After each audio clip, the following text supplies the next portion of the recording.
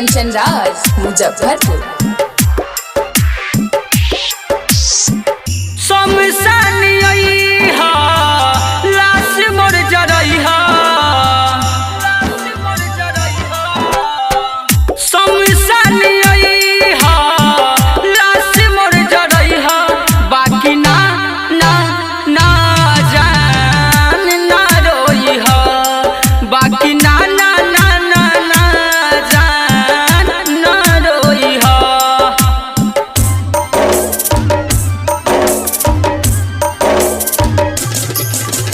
DJ Kanchan Raj Muzaffarpur.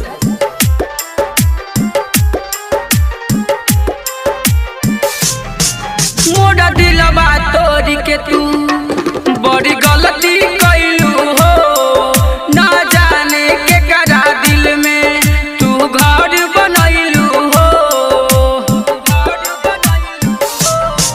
मोरा दिलवा तोरी के तू बड़ी गलती कैलू हो, ना जाने के करा दिल में तू घर बनैलू हो। ना जाने के करा दिल में तू घर बनैलू हो।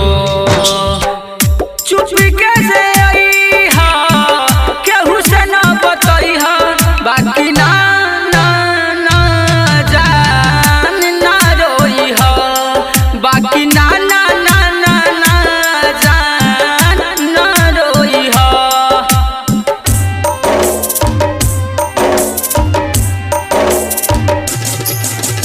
डीजे कंचन राज मुजफ्फरपुर। हमरा मौत के खुशी में तू बटी जलेबी हो, कहे महेश शर्मन गौतम बड़ बहुत फरेबी हो।